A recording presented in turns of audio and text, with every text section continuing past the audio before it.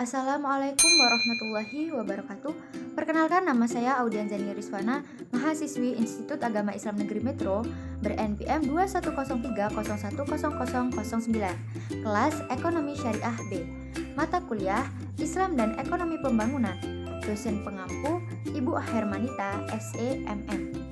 Puji syukur marilah kita panjatkan kepada Allah Subhanahu wa Ta'ala yang telah memberikan rahmat dan karunia-Nya kepada kita semua berupa kesehatan, dan tak lupa sholawat serta salam semoga tetap tercurahkan kepada baginda Rasulullah Muhammad Sallallahu Alaihi Wasallam.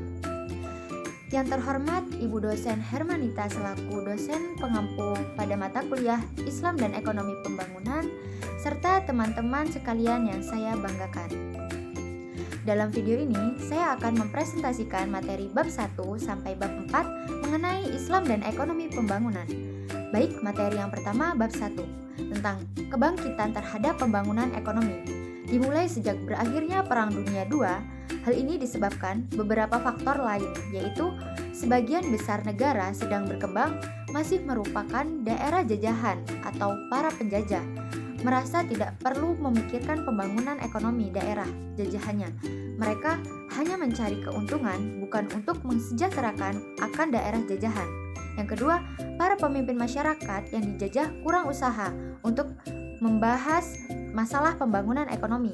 Mereka memikirkan bagaimana cara untuk meraih kemerdekaan tanah airnya dari penjajahan.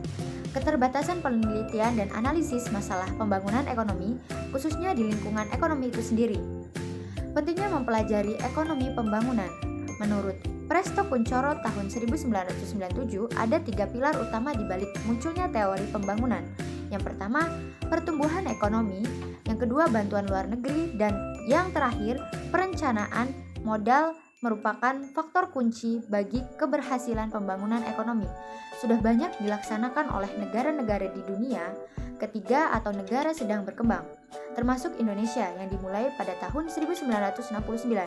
Perhatikan terhadap pembangunan ekonomi, para ahli ekonomi menarik perhatian sejak zaman merkantilisme klasik Karl Marx dan Keynes Adam Smith. Setelah Perang Dunia Kedua, perhatian terhadap pembangunan ekonomi tumbuh dengan pesat.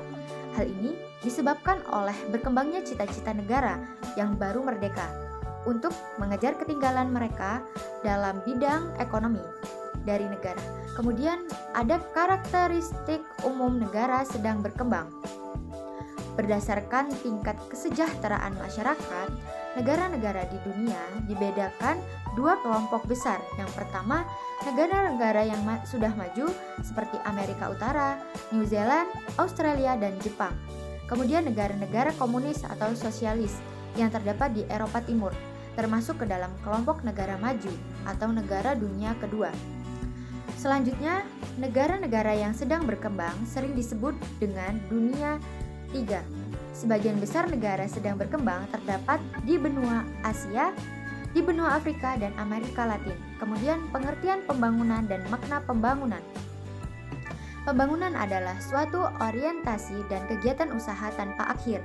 Pembangunan ekonomi adalah suatu rangkaian proses kegiatan yang dilakukan oleh suatu negara untuk mengembangkan kegiatan atau aktivitas ekonomi untuk meningkatkan taraf hidup atau kemakmuran dalam jangka panjang. Hal ini menurut Drs. Subandi. Pembangunan ekonomi menurut Mier Kuncoro 1997 adalah proses di mana pendapatan per kapita suatu negara meningkat selama kurun waktu yang panjang, dengan catatan bahwa jumlah penduduk yang hidup di bawah garis kemiskinan absolut tidak meningkat dan distribusi pendapatan tidak semakin timpang. Kemudian proses pembangunan menghendaki adanya pertumbuhan ekonomi yang diikuti dengan perubahan, yaitu 1. Perubahan struktur ekonomi dari pertanian ke industrian dan jasa. 2. Perubahan kelembagaan baik lewat regulasi maupun reformasi. Tadaro Arsyida 1999. Keberhasilan pembangunan ekonomi suatu negara ditunjukkan 3 nilai. Yang 1, berkembangnya kemampuan masyarakat untuk memenuhi kebutuhan pokoknya. Yang kedua, meningkatkan rasa harga diri masyarakat sebagai manusia. Yang ketiga, meningkatnya masyarakat untuk memilih. Kemudian paradigma ekonomi pembangunan. Pembangunan ekonomi sebagai bagian dari pembangunan nasional Pembangunan ekonomi hanya meliputi usaha masyarakat untuk mengembangkan kegiatan ekonomi dan mempertingkat pendapatan masyarakat dalam jangka panjang. Pembangunan nasional dilaksanakan oleh suatu masyarakat atau bangsa secara keseluruhan, antara lain meliputi pembangunan sosial, ekonomi, politik, dan kebudayaan. Perencanaan pembangunan dan kebijaksanaan yang punya banyak tujuan, antara lain menciptakan pembangunan ekonomi yang hasilnya secara merata dirasakan oleh masyarakat. Kemudian, menciptakan pembangunan yang seimbang di berbagai daerah, menciptakan kesempatan kerja semakin memungkinkan dan melindungi perkembangan perusahaan nasional. Selanjutnya masih mengenai materi bab 1 lanjutan pertama. Strategi pembangunan ekonomi. Dengan kegagalan sebagian tujuan, strategi pembangunan di banyak negara sedang berkembang. Hal ini juga terjadi di Indonesia dengan pengalaman sebelumnya.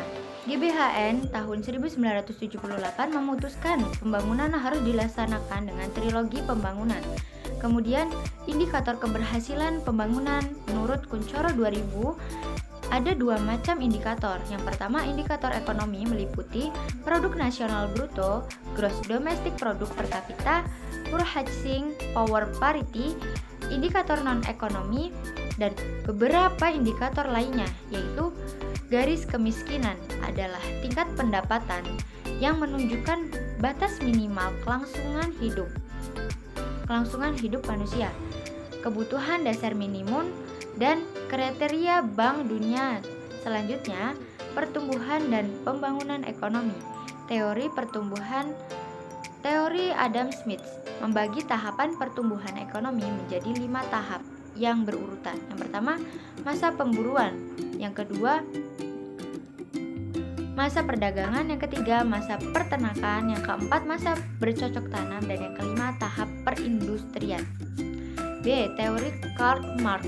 Dalam bukunya, pembangunan masyarakat dibagi menjadi 3. Yang pertama ada feodalisme, yang kedua ada kapitalis, dan yang ketiga ada sosialis. Teori Rostow. Tahap-tahap pertumbuhan pembangunan ekonomi menurut Rostow dibedakan dalam 5 tahap: masyarakat tradisional, persyaratan lepas landas, tahap lepas landas, tahap gerak menuju kematangan, dan tahap konsumsi massa tinggi. Selanjutnya, masyarakat tradisional, masyarakat yang masih menggunakan cara-cara produksi yang relatif dan primitif. Kemudian ciri-ciri tahap lepas landas, yaitu berlakunya kenaikan dalam penanaman modal yang produktif dari 5% atau kurang menjadi 10% dari produk nasional neto. Kemudian kemiripan dan perbedaan teori Rostow dan teori Karl Marx. Kemiripan atau kesamaan yaitu kedua teori tersebut menginterpretasikan evolusi sosial khususnya di sektor ekonomi, mencoba mengeksplorasi permasalahan dan konsekuensi dari pembangunan sosial yang dilakukan, yaitu perbedaan. Karl Marx, manusia mempunyai sifat yang kompleks dengan berbagai dimensi kebutuhan dari ekonomi sampai budaya. Rostow mempersempit dimensi manusia sebagai homo economicus. Bab 1 lanjutan 2. Distribusi pendapatan dan kemiskinan. Faktor-faktor yang mempengaruhi pertumbuhan ekonomi ada akumulasi modal, pertumbuhan penduduk, kemajuan teknologi. Kemajuan teknologi dapat dikelompokkan dalam 3 macam, yaitu netral, hemat tenaga kerja, dan hemat modal. Kemudian karakteristik pertumbuhan ekonomi modern. Sinom Kuznets mendefinisikan pertumbuhan ekonomi suatu negara sebagai peningkatan kemampuan suatu negara menyediakan barang-barang ekonomi bagi penduduknya. Pertumbuhan kemampuan ini disebabkan oleh kemajuan teknologi dan kelembagaan. Kemiskinan Kuncoro 2003 mengidentifikasikan ada 3 penyebab kemiskinan dipandang dari sisi ekonomi. Secara mikro, kemiskinan muncul karena adanya ketidaksamaan pola kepemilikan sumber daya hingga menimbulkan distribusi pendapatan yang timpang. Kemudian, kemiskinan timbul akibat perbedaan kualitas sumber daya manusia. Kemiskinan muncul akibat perbedaan akses dalam modal. Indikator kemiskinan. Indikator kemiskinan ada bermacam-macam, yakni tingkat konsumsi beras per tahun, tingkat pendapatan, tingkat kecukupan gizi, kebutuhan fisik, minimum, dan tingkat kesejahteraan. Strategi kebijakan dalam pengurangan kemiskinan, pembangunan pertanian, pembangunan sumber daya alam, peranan lembaga swadaya masyarakat, peran pemerintah dalam pembangunan ekonomi daerah, yaitu pembangunan sektor pertanian, pembangunan atau pengembangan tanah industri, pembangunan industri, dan pembangunan ekonomi kawasan ASEAN, dan yang terakhir kerjasama ekonomi ASEAN. Selanjutnya, mari kita bahas tentang bab 2, yakni tentang ekonomi pembangunan dalam perspektif Islam. Islam sebagai suatu ajaran tentang sistem kehidupan yang meliputi hubungan antara pencipta dengan seluruh ciptaannya dan antara ciptaan itu sendiri. Pada dasarnya dapat didekati melalui dua sumber utama, yaitu sumber wahyu atau Al-Quran dan hadis, dan sumber ilmu pengetahuan. Ciri khas ekonomi pembangunan Islam dari aspek sumber. Ada dua sumber untuk menggali konsep-konsep, yaitu sumber wahyu atau nakli dan sumber atau akon.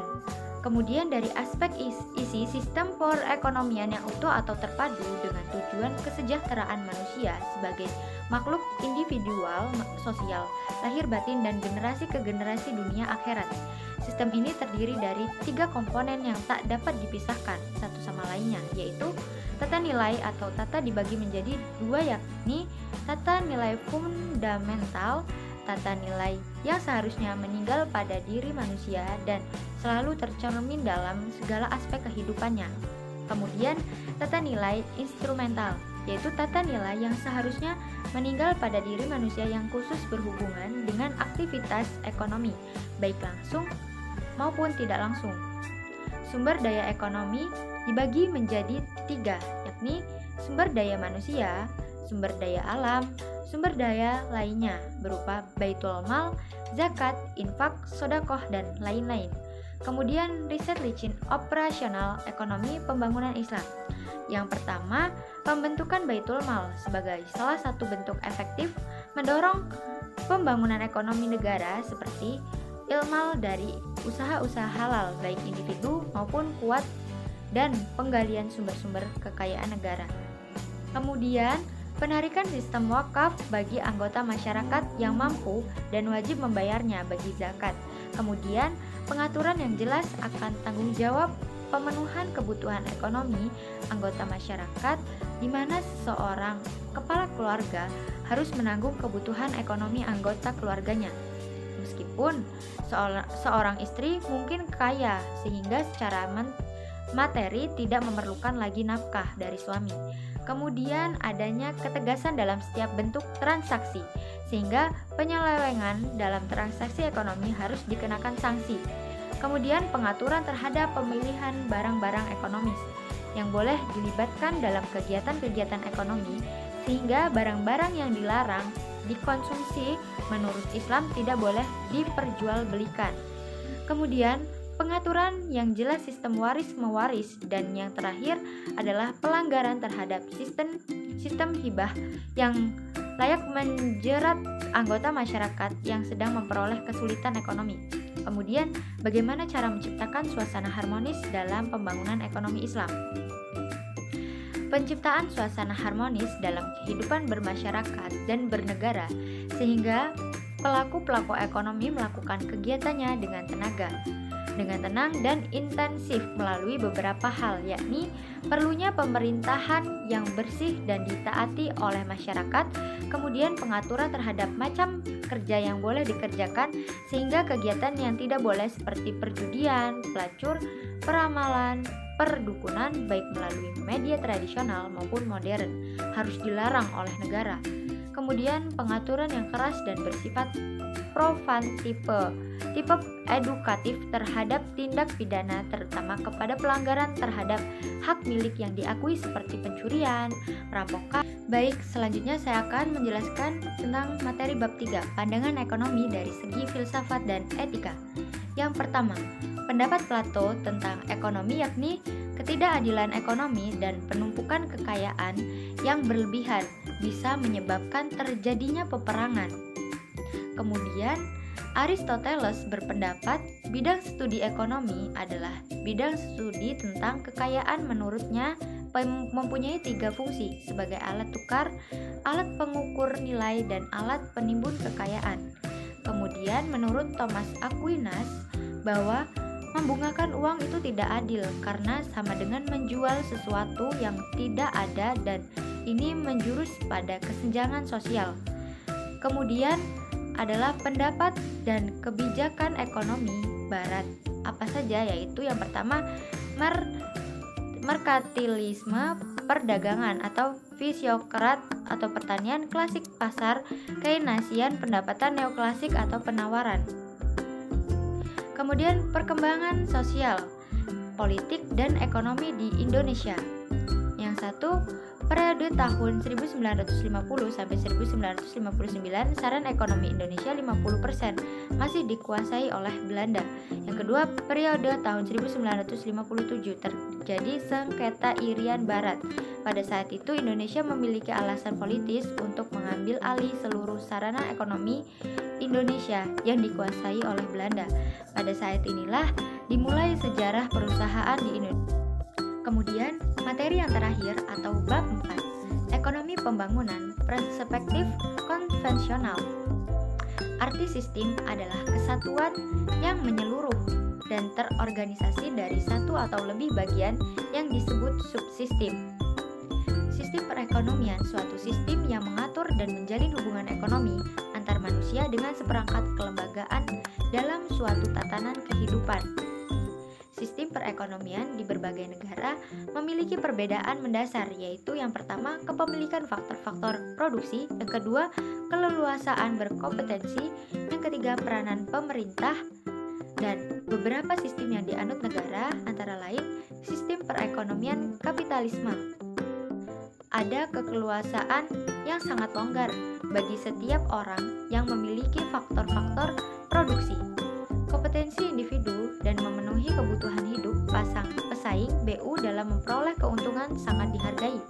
Campur tangan pemerintah sangat minim. Pemerintah hanya pengamatan atau pelindungan saja. Negara yang menganut sistem ini adalah Amerika Serikat. Yang kedua, sistem perekonomian sosialisme. Faktor-faktor ekonomi diklaim sebagai milik negara.